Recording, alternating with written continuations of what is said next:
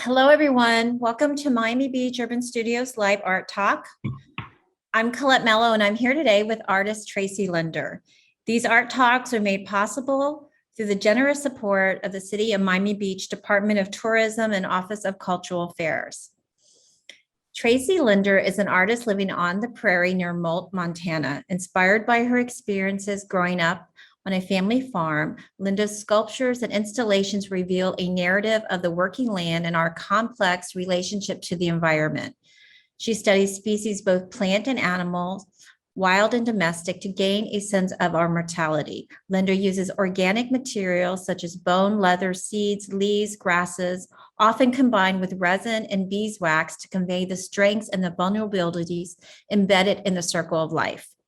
Linder's works have been shown nationally and extensively in the Northern Rockies region. Solo shows include Yellowstone Art Museum, Billings, with the catalog with an essay by Lucy Lippard, OK Harris Works of Art, New York City, Missoula Art Museum, Montana, Eiteljorg Museum, Indianapolis, Gallery 10 in St. Louis, Nicolaysen Art Museum, Wyoming, Prescott College Museum Gallery in Arizona, Fort Collins Museum of Contemporary Art in Colorado, and Holter Museum of Art in Helena.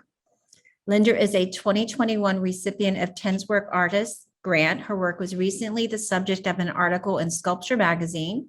She was a featured speaker for TEDx Billings in 2015. She has served on the Montana Artists Council since 2008. She has residencies at the Yellowstone Art Museum's Visible Vault and the U-Cross Foundation in Wyoming. Linder was commissioned artist for the U.S. General Service Administration's Art and Architecture program. She taught at MSU Billings and served as a gallery director. Linder received her MFA in 1991 from the University of Colorado at Boulder. Hi, Tracy. Hi there. Thank you for joining us. I'm excited to hear your presentation. Well, thanks for having me. And should I go right into screen share? Yes, are we ready? go right ahead. If I freeze, like somebody do something so that I know to stop talking and okay, we will do that. All right, here we go.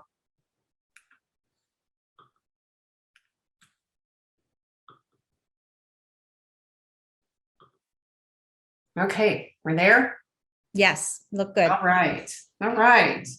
Well, as Colette said, I grew up on a family farm, and I just wanted to start with, this is where I currently live. That's my house, and over here is the studio, but we are out on the prairie with not a house in sight, really. Beautiful. This is my studio on a really good day, where the prairie is green, for a moment. And oh, skipped one. This is my studio on a chaotic day, getting ready for an exhibit. Since I couldn't have that in the background today. So I started off with, in the subject matter and the concepts and the content that I've kind of grabbed onto for 30 years, really kind of began with this body of work that I titled Conversations with the Land. And I was really thinking about, as we were farming, what would the land say? What does it feel about how it's being handled? And does it know when it's being abused? Does it know when it's being treated right? All of those kinds of things. So I made these big parchments. They're of animal collagen. They're about 6 feet wide and 8 feet tall. And I did black and white imagery on them. I used liquid light and exposed images right on the collagen. So the first image, hopefully you could see, was a tractor, and then the remaining images are all different aspects of farming and harvest scenes. The second one is my dad bent over in a plaid shirt, and there's a sugar beet harvester. But what was really nice about them is, as you walk through them, the images become fugitive. So in certain spots, they're in focus, and because liquid light is so unpredictable, parts of it are not there, which really fed into kind of the content of the work. And the shape of it all is really based on what we used for irrigation dams growing up to slow the water down in the ditch so that we could irrigate the crops. And it was kind of a coming of age moment when you could actually dam the ditch by yourself. I think I was about 14 when I was able to do it myself. So that was the reason for the 2x2s at the top and the size of the pieces. Okay, doesn't want to go down. Those are really beautiful. I just wanted to mention, I read the Lucy Lippard essay that she wrote for your catalog. And one of the references she made was that it, and I saw it too, that it was Eva Hess. Was she yes. an inspiration to you? Absolutely. Absolutely. I wish I could have known her.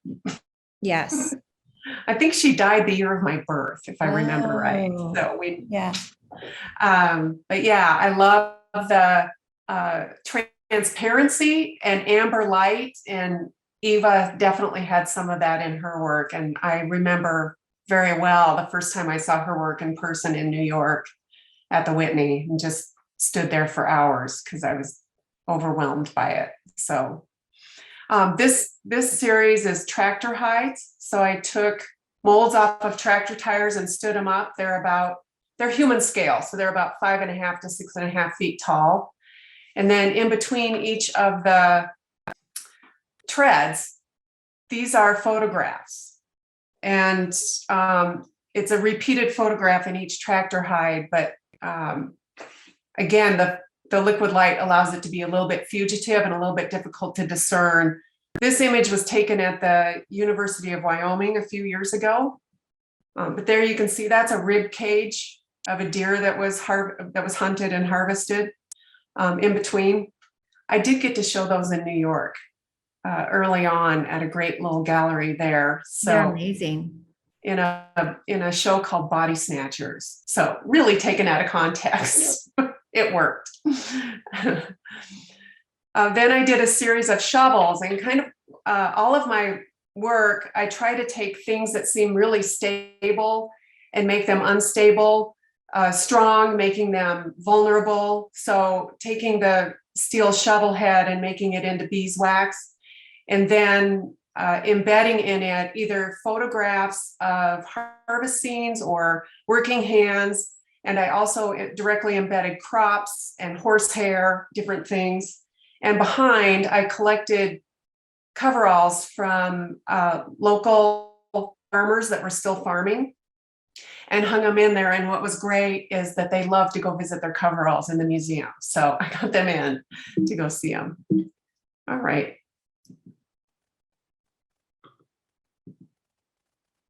So there was 2 rows of 15 shovels, and you walk down the center of them. And then we kind of spotlit the coveralls. What I loved about the coveralls is that most of them are red on the inside.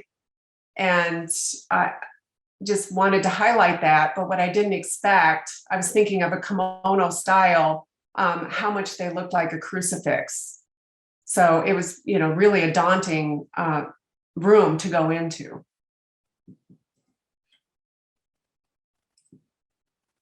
So here's a close-up of a couple of the shovels. That's wild oats growing on the side of the road. That's horsehair. And I thought I had another one. This is discs. Again, thinking about the different things happening with farming. As I was watching family farmers disappear, I began to think, what are we losing? Does anybody care? What kind of relationships to the environment are being cast aside? And I did this work. The discs are about 72 inches tall. I embedded crops, horsehair, dirt, but there's also handmade paper in there. And I made reference to kind of the first one is to the galaxy. Then the next 2 are the Western and Eastern hemispheres. And the 4th one is a close-up of the landscape. And just kind of thinking back about driving tractor round and round a field all day, kind of the stream of consciousness thinking that you get, and contemplating the whole world. So if you can tell, like there's the boot of Italy.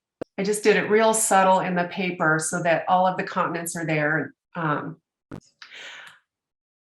It was right when we went to war in Iraq for the second time in 2003 that I was making it. And the news was about the Middle East every day. And when I got to the part where the Middle East should be there, it fell right through the hole. So it's definitely the Middle East. But disking was just, part of the routine of what I grew up doing. So, and I made 4, I probably should have made more, but you'll see me come back to that later.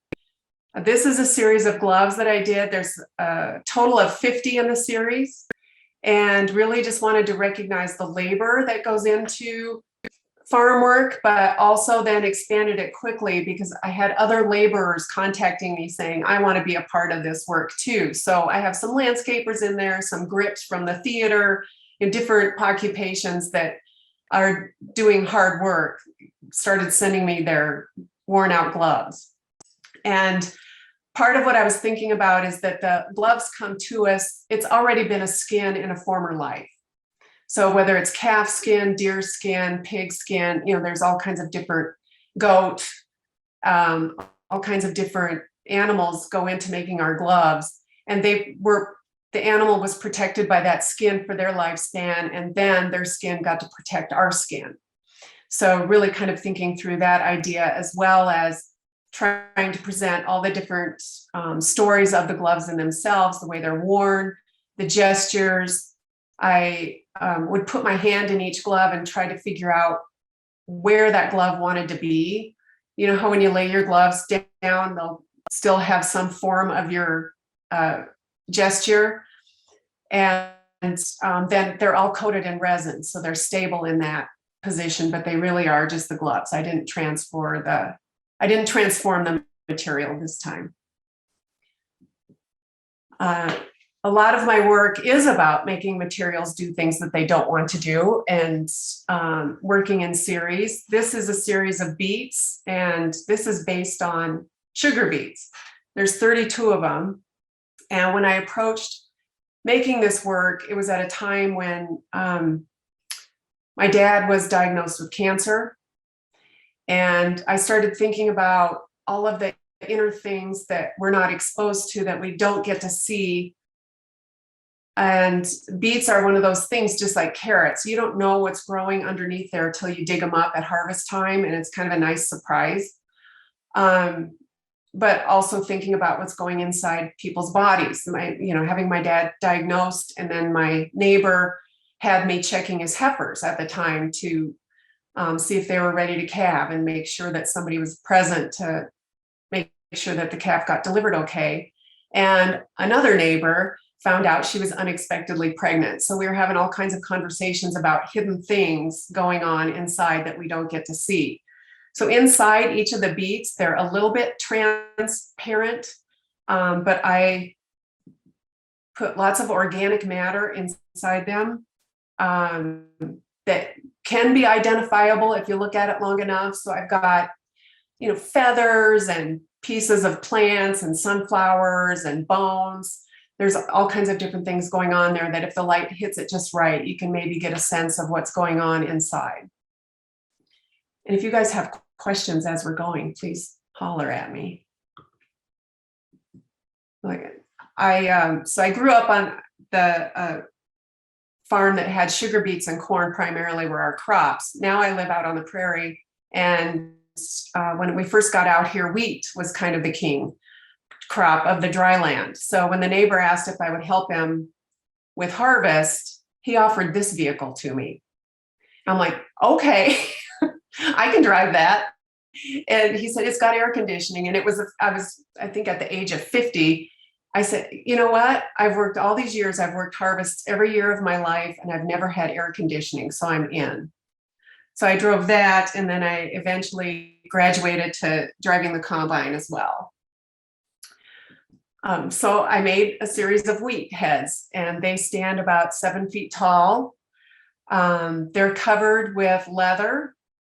And then the beard that you see, the stems coming out of them, are grasses that I gathered from the gutter right outside our house and kind of hand dyed them. And when they're hanging, they twirl slowly. So they're moving in the environment that they're in. Okay. My little arrow thing. So there's a close-up. You can see the leather a little bit on the pods. And I really liked wheat because it's one of the crops that somehow survives kind of the worst of all of the things that can affect a crop. And so it's got humans going in there with their tractors driving through. It survives grasshoppers. It survives deer and wildlife running through it. In the early stages of wheat, ranchers will even still graze their cows on it for a little bit. And I look at the wheat field in terms of as its aesthetic, that there's this whole field, and on the edges, the wheat will be smaller because those wheat sort of are sacrificed for the good of the whole. And I like to think about it then to think of the biography of each one of those pieces of wheat. Like, what did they go through? How did they survive? How did they get through this? And wheat has been genetically modified. I actually worked for Monsanto before I knew they were genetically modifying wheat. We were crossbreeding wheat in the field almost by hand. Some were doing it by hand. We were doing it in small fields, crossing different breeds to see what we could come up with. And at the same time, they were genetically modifying it in St. Louis. The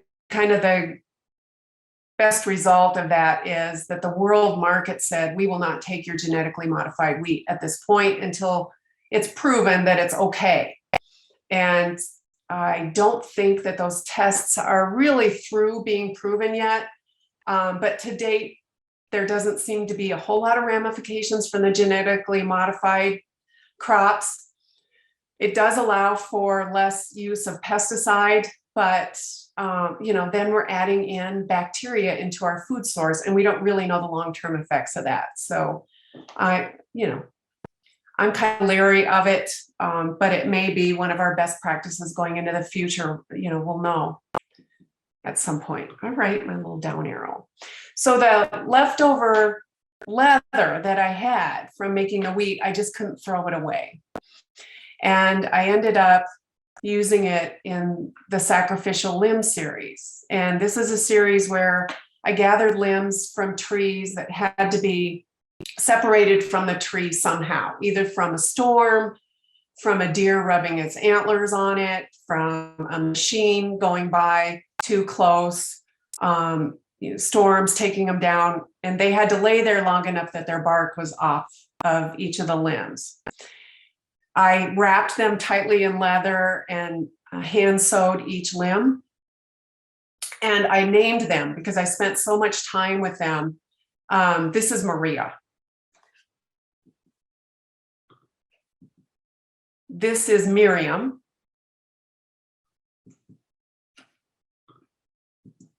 And there's a close-up of the sewing. So that took, it was about an inch an hour, and I did 36 limbs. And this is a video, if it'll work. This was at the Yellowstone Art Museum. All of them presented this way for the first time. That's Tina right there. I know some of them by name just by seeing them. And one of my favorite stories from showing this work was when I was down in Prescott. A woman came up to me afterwards because I talked about the sacrifices of a tree to still keep living. Like, it'll drop these limbs and keep going, and that humans are kind of capable of that as well. And especially as people come back from war, we're seeing so many of them losing limbs, but still surviving it now and getting set up with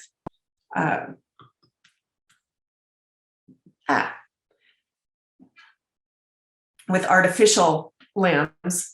And she came up to me after the talk and said, I never before even thought about what happened to my discarded limb. They had done the surgery, they had removed it, but she had never even asked what had happened to it. So she really connected with the piece in that way, which made me eternally grateful because it was a whole new take on the work. And I am happy to say that this installation was just collected by a major collector that Pip will know. Nelchi bought this collection, and unfortunately she passed away before I got it installed in her house, but her estate is given to the University of Wyoming, so it will be seen by the public in her house. Oh, that's nice. That's beautiful. Yeah. So each one of those, can you talk about the process again for what was the base? It was the from your other work. It was remnants from your other work. I had leather left over from the wheat. I had to trim it to get onto the wheat pieces. So I had all these little scraps of leather and just started messing around with it and seeing what I could do. And actually, my original concept was thinking about limbs that would look like legs coming out of the wall running. Wow. And that it didn't work, but I loved how it looked anyway. And I just went forward with it and got more and more complex limbs to work with. I'm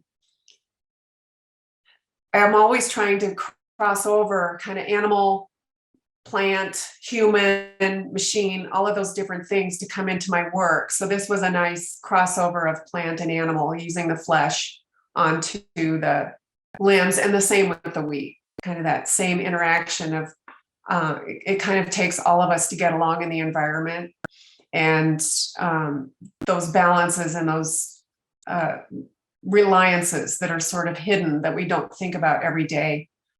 I kind of think about all the time.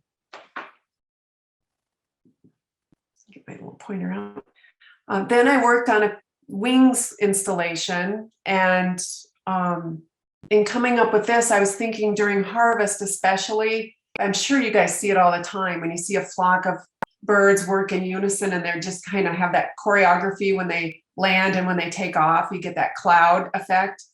And it especially happens here during harvest, and the earth has been turned over and it's fresh, and they all come in and land for a little feeding time.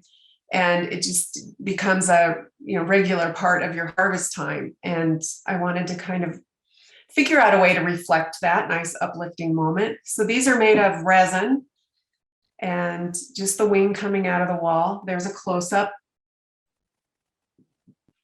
And this is drone footage from my exhibit at the Yellowstone Art Museum. It's a little bit high. The installation is 40 feet long and about 11 feet high. You just see it in the shadows become just as important. They become very theatrical in it. And I always wonder, what if I would have done 1,000 wings? There's about 100 wings, and I'm always kind of like, well, maybe I should have done 1,000 wings. I don't know. But one of the kind of a happy moment, instead of reflecting back on kind of death, it's more of a life piece. And then I started working with animals and livestock in my subject matter. And I think it was about 2008, I became aware that we were cloning cows. I mean, we all knew they were cloning sheep. We all knew Dolly and Molly, but it didn't really make the news that we were cloning cows. So as I was considering that and just looking at how much the livestock industry has transformed, even in the last 50 years, from thinking about what's it like to be a cow that walks into a corral full of themselves. If everybody's a clone, what is that like? And thinking about, we have small cow-calf operations, which is kind of what we're normally think of when we think of ranching in America. And then there's the organic people that are just trying to do grass-fed, organic, pastured cows that are much smaller operations. And then we have the mega CAFOs, the concentrated animal feeding operations. And we're making meat in petri dishes now. And so just trying to take all of that in and consider different aspects of it, I made the Blindsided series. And this is made out of handmade cotton paper. And the cow heads are about life size. They're about 2 feet high. And in each one of the heads, I've embedded 2 pieces of grass, and it's kind of my nod to the small cow-calf operations. And the ear tags, which I don't think I have a close-up of, but the ear tags have on them Aspen and a number. Aspen was the first cow to successfully donate her DNA to cloning, and it was actually out of her ear. And I have their birth date on there and my cattle brand on the little ear tag. Those are ear tags that are used for bangs inspection. Normally they're USDA inspected ear tags, but I use them for a different purpose. And just tried to, I think that the grasses add a nice calligraphic feel to the work when it was shown, especially like this, it reads better. And to me, it's kind of the balance, kind of the yin and yang of what's happening with our cattle supply. How many of those did you have? I had 100 of those. 100. Wow. Yeah. Yeah. I had asked a lot of people, how many cows does it take to make a herd? And non-ranching people tended to say 100, and ranchers tended to say more than 2. So I tried to realize the full herd of 100 for the sake of that. And I've gotten to show all 100 of them together at the Missoula Art Museum. So I don't know that I'll ever get them together again, but that was a nice opportunity to have. And then I decided to do a large drawing of a cow's eye, and I don't know why. It's 30 by 50.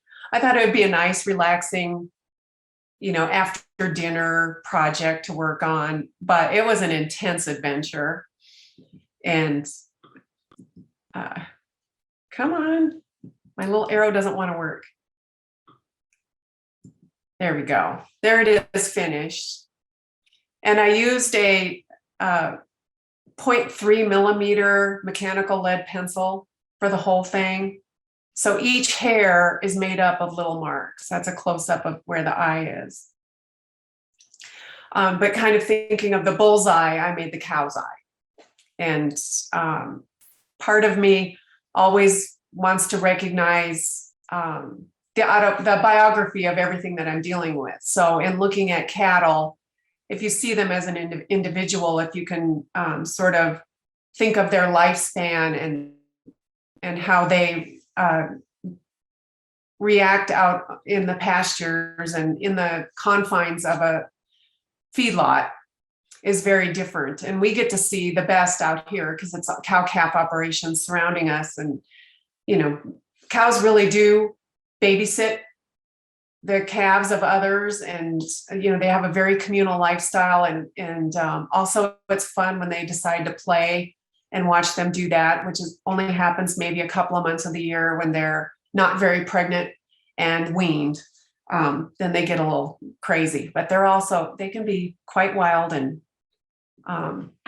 set up quite a front.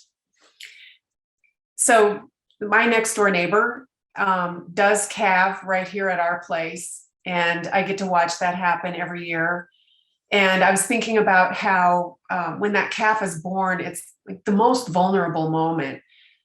Everything can go wrong, and hopefully everything goes right. But depending on if the cow's delivery goes fine, then there's coyotes and different predators waiting that can intercede. The weather can definitely hamper the whole process. And hopefully you've got an owner that's attentive and making sure that the needs are met of the cow. So I like watching them trying to stand up for the first time. And I actually did a flip book of a whole series that I did of a calf trying to stand up for the first time. So to kind of consider all of that vulnerability, I ended up making a bronze, which I never thought I would make. But I did a series of bronze calves, kind of showing that vulnerability, but making it out of bronze, which is impervious and can withstand anything. And each one of them has an umbilical cord attached. This is weighed. They're almost life size I forgot to factor in how much bronze casting shrinks your piece, but so they're maybe 3/4 of a life-size calf. This is Gus, and he's just emerging from the cow, just as he's being delivered. That's how they come out. That's a wall piece. And then this is Lynn, just going in for the first drink of milk. And this is Hank, kind of bracing against the wind. Now, the other part of being a calf are some of the hard decisions that have to be made. And when a calf is stillborn or dies shortly after birth, a lot of times the rancher will graft a calf onto the mother. And in order to do that, they'll find a replacement calf. Oftentimes, if another cow's had a twin, they can grab one of the twins and they'll skin the dead calf and tie it to the live calf so that it smells like their calf and hopefully will be accepted. And then the mother's milk and her nurturing will not go to waste for the year. So thinking about that, I'm leading into the next body of work. And also, God dang, go back up one, thinking about how veal calves are raised. This is a veal farm. I am not one that can eat veal. I just can't with how they're raised and how they're not allowed to build muscle and at least they're given a little bit of outdoor time, but it seems like they deserve a longer lifespan. So in thinking of those kind of things, I started making the series of Pound of Flesh. So these are made out of leather again, and I've resined them so that they're hard.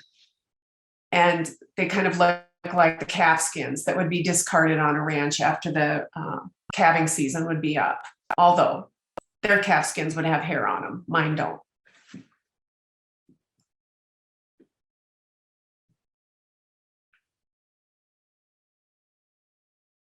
This is installed in the neighbor has a great barn with a hayloft that he lets me install my work in. And so I set up the installation in there. There's kind of the whole thing. This is where I could control the lighting and have everything go my way and got some great images. And then my next image is what it looked like in the museum. Now it was darker than this. The iPhone lit it up a little bit. But it did have a good atmosphere to it. It looked better in real life than what you're seeing here. But all three calf skins that are hanging would twirl. And so getting a good image of that, I would have fuzzy hanging calves. So it was a difficult one to photograph. But the curatorial assistant there, when she came in and she goes, it's just like you walk into a whole different city when you come in here, because it's kind of abruptly unexpected in the layout of the exhibit.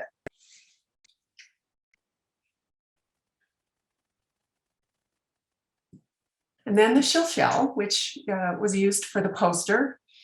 I started working with the birds and thinking about what I see happen out here. I've lived here long enough that I've watched droughts happen, and I've also been a part of exceptionally wet years and some normal years, but not very much do we get normal years here, it seems like. How the different birds adapt, how some disappear, how new ones come out onto the prairie, especially with new farming practices where a lot of the dry land now is being used full time, where they used to give part of it a year off and switch. Now they're using it full time, raising pulse crops and doing different things. So as we have corn out on the prairie and the dry land, which is an odd sight, we're getting birds that will hide in that forage because they don't harvest it until late October, November. So ravens are now part of our everyday life out on the prairie, which I never had before. And pheasants are flocking a little bit more here because they have better coverage in the corn. Anyway, to think about this work, I'm looking at the fact, again, that we don't know if we're friend or foe so often when we're taking action to be environmentally friendly or to feed more people, all of those different things. And I kind of love how resilient birds can be and how creative they are in where they'll live and adapt. But one of the things I came across in researching this body of work is, like, since the 1970s, we have 3 billion fewer birds since the 70s. It's one of those things that happens without our noticing, because, how can you count birds? And looking at that and understanding that our wetlands birds are thriving because they were made a priority, and we haven't made the other birds priorities. So they're, quietly disappearing from our scene. And thinking about that and looking at the fact that, to go into the mines, miners used to use the canaries to check for toxicity, and how that practice, that allowing them to save our lives, continued on long after the technology and the know-how to detect carbon dioxide was there. But because it was a cultural tradition, they continued using the canaries in the mines for years. So considering all of that, I made the birds out of resin, darn it, and coated them with cottonwood leaves. And I like the cottonwood tree, especially in our region. It's a very tall tree that grows near water, usually on the riverbanks, sometimes in some gutters, like out here. And they're very drought tolerant. They dig their roots very deeply.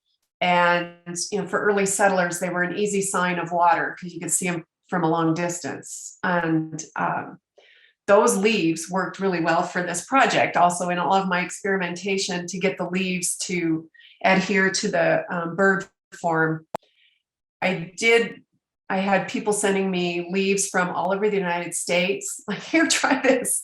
And for some reason, cottonwoods are the only ones that can survive the processing that I do to get them to work in this manner. So as Very I put lovely. They have a very ephemeral, very, translucent, beautiful. Yeah, thanks. And then where the leaves didn't quite meet up, I cut it out so that it revealed that it's hollow, and just, kind of thinking of our hollow attempts sometimes to do the right thing.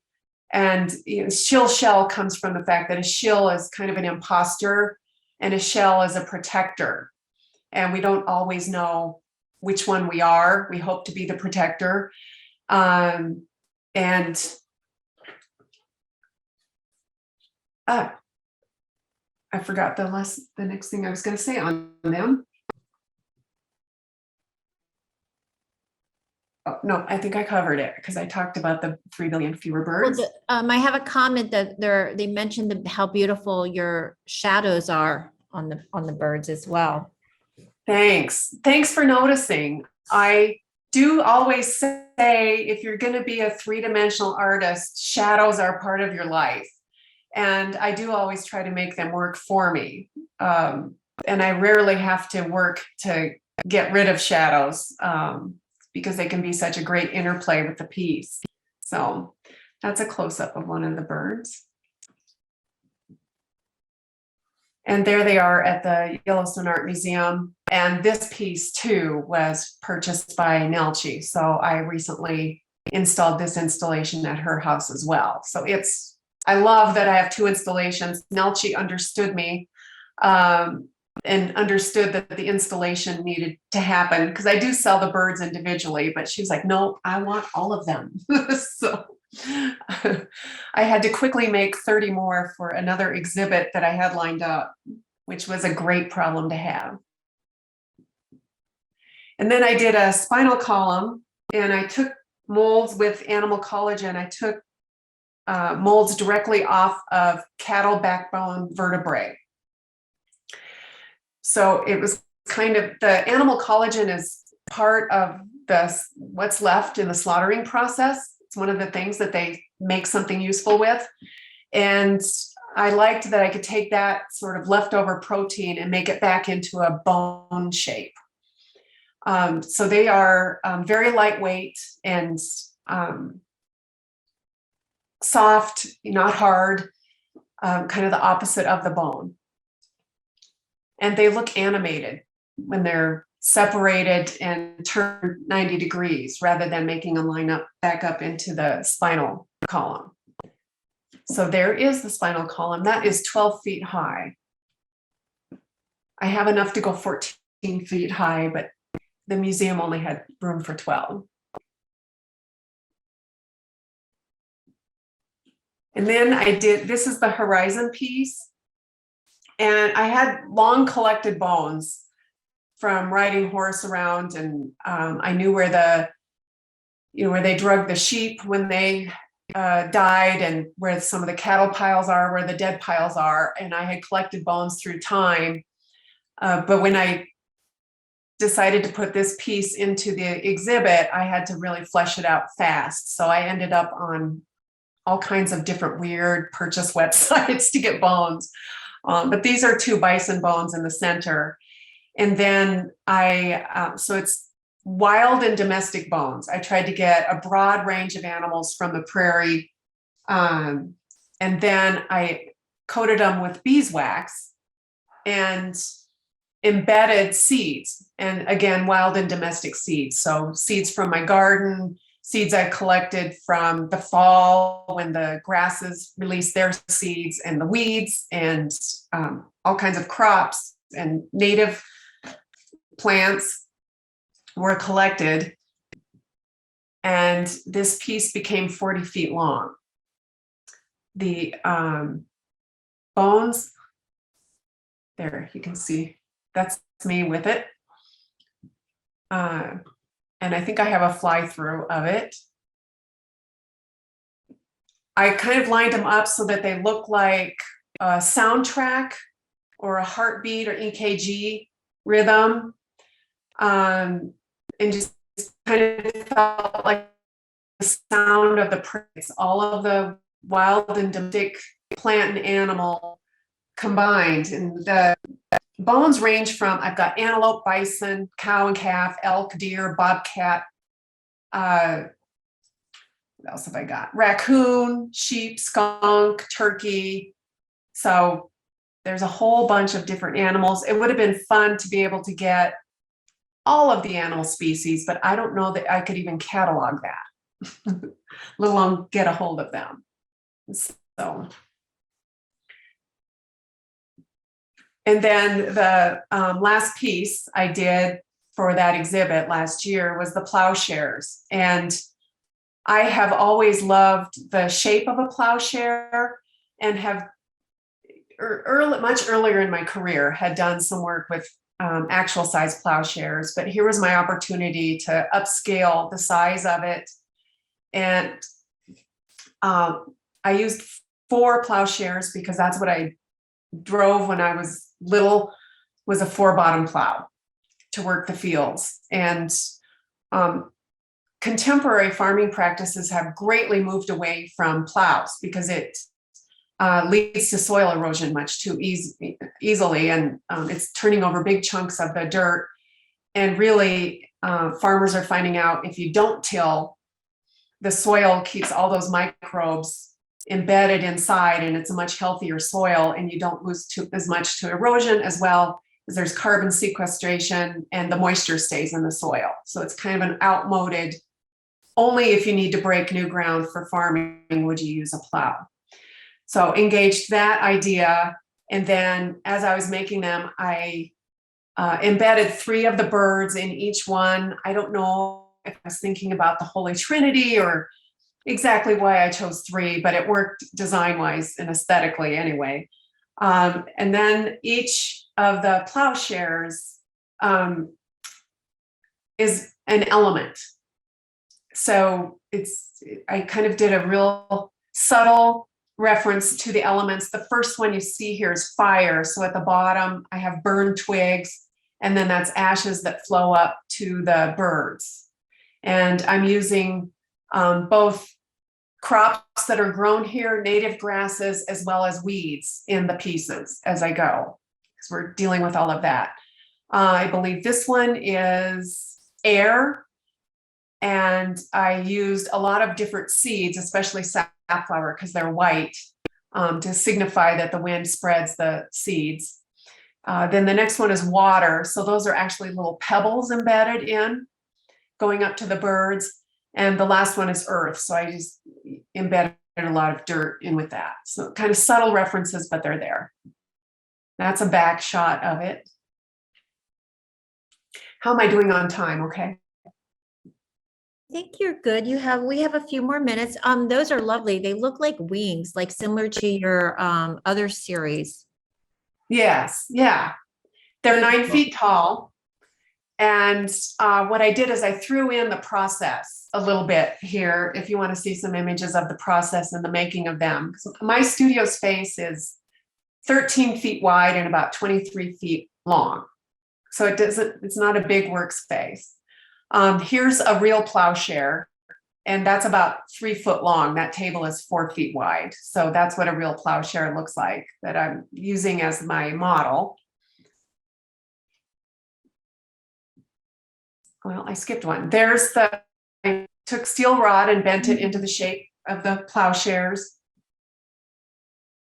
Then had to use gravity and fabric to get the shape of the plowshare to happen. So I have all kinds of rigging going on in the studio to get it so that the dips happen where I want them to happen. That's after I've got it resined pretty well to hold its shape. I had 2 or 3 going on at a time, so it was definitely cramped in my workspace for this. Wow, beautiful. Yeah, and that's adding in the grasses before I fully embed them. I don't get very many process shots because I'm always looking like that. I'm full of ick. I can't touch a camera, so I took a day to kind of set up some shots.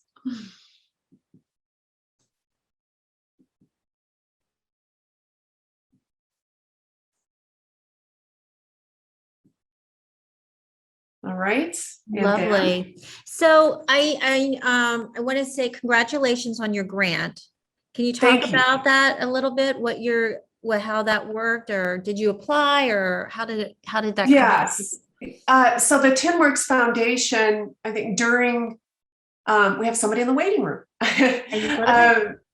During COVID, they were a little bit frustrated by how they were unable to serve artists. So they came up with a granting program and had us apply to it.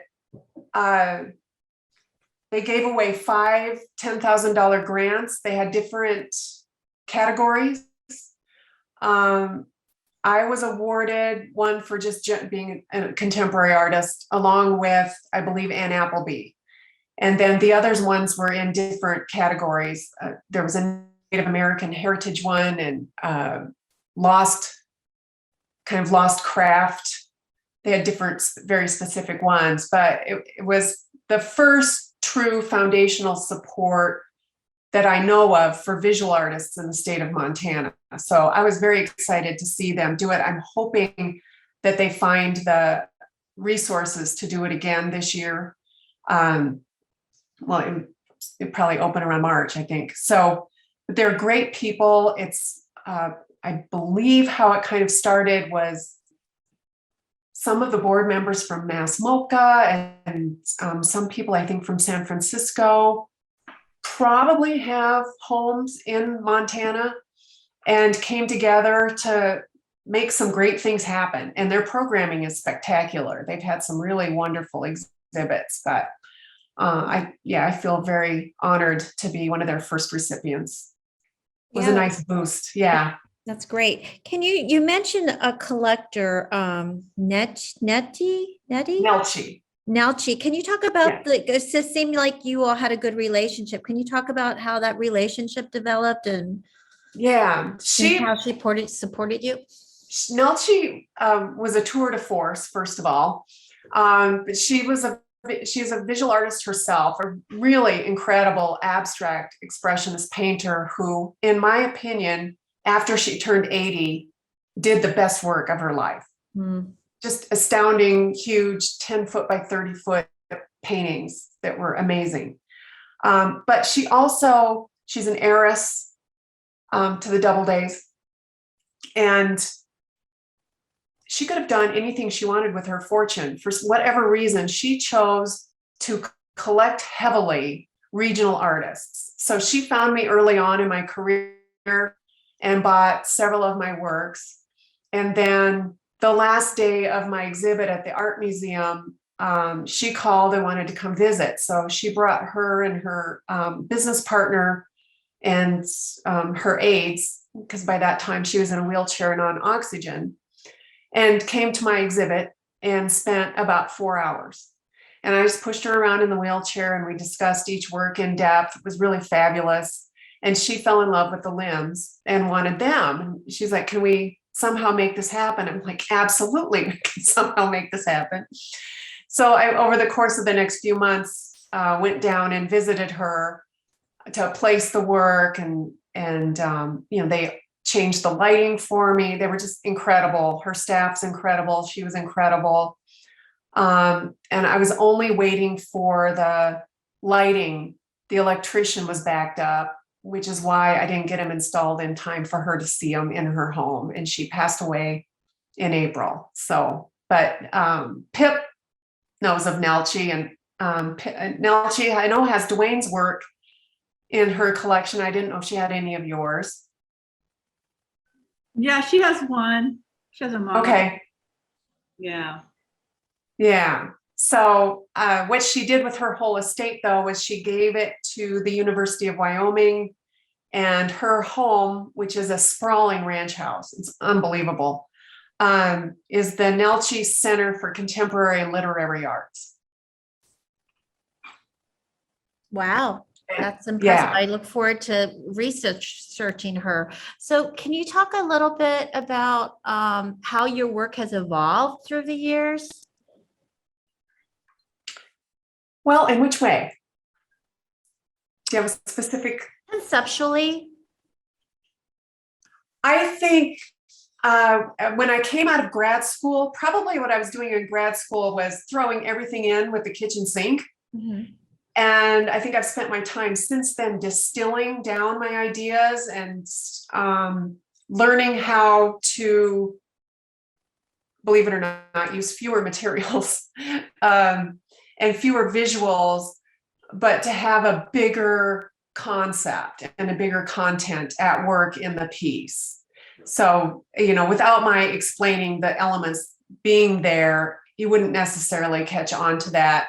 And so allowing those kind of unspoken subtleties to be present, but not necessarily obvious to the viewer. I like that. Just working with different materials allows me to take on new ideas quicker, because I'm usually 1 to 2 years in the development stage. My research and development takes a long time until I figure out the focal point of what I'm doing. And then kind of the last part of all of my installations is figuring out the lighting and the presentation. That always takes longer and is more painful than I want it to be. But hopefully just hitting a stride with a mature work that has a sensibility to it that is recognizable.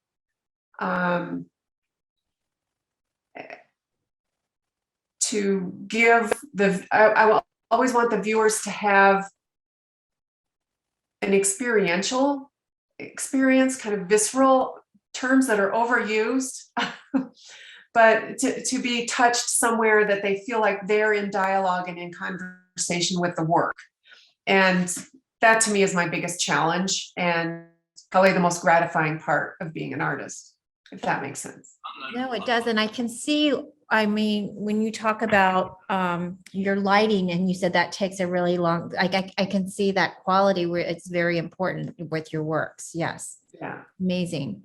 So I want to be respectful of everyone's time, but we're almost out of time, but I want to say thank you so much. It was such a pleasure meeting you and to learn more about your work. And Pip, thank you for inviting Tracy, and I invite you all, if you'd like to unmute for a minute and say hello. that would be wonderful. Let me see if I can do that. Let's see, but, and we would love to have you come down here, Tracy. Yeah, I think it's one. I'm trying to know. So, Oh, Thanks. Gretchen, I'm glad Gretchen's here. I know some people like, I really wanted Tracy to be seen in Miami. Thank you, Pat. I miss your subject matter really badly. I am not used to it here yet. So I am raising chickens and rabbits, and I have bees. So gardening's amazing. So I probably have not adapted well here. So it's great. It's like going home to see your work. So thank you. Thanks so much for the invitation. And I hope everybody learned something or felt something as they saw the work. Maybe they could learn how to work harder, including myself. Yeah. well, You're always working. Yeah. Pip, but you've been down here for a long time so you just say that you haven't adapted. No.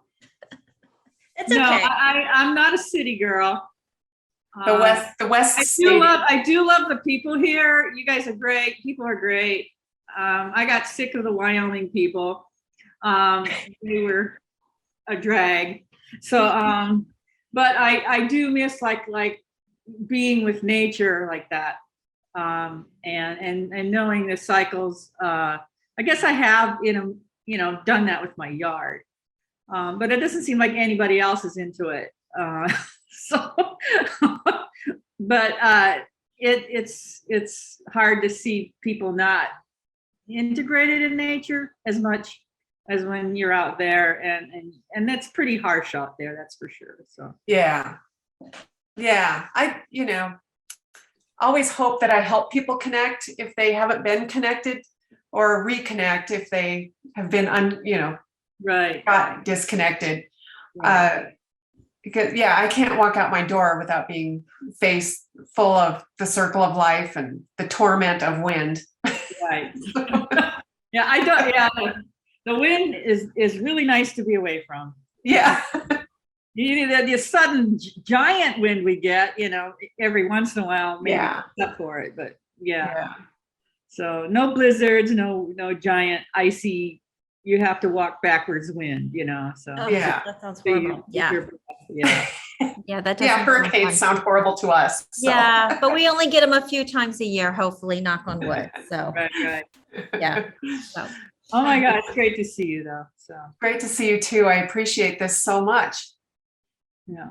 Thank you, everyone. I hope other people see the recording. And no, we're gonna post a recording. Yeah, we'll do a small edit so it'll be recorded. So, but thank you all. Good to see everyone and stay safe. Oh, this is the last talk of the season. Just so you know, we'll start another series next year. So I want to partner with all of the professors with the talk. So just reach out to me, everyone. So thank you, Tracy. So great to meet you. And congratulations on Lucy Lippard writing your essay in the catalog. That's amazing. I love that. So that's really great.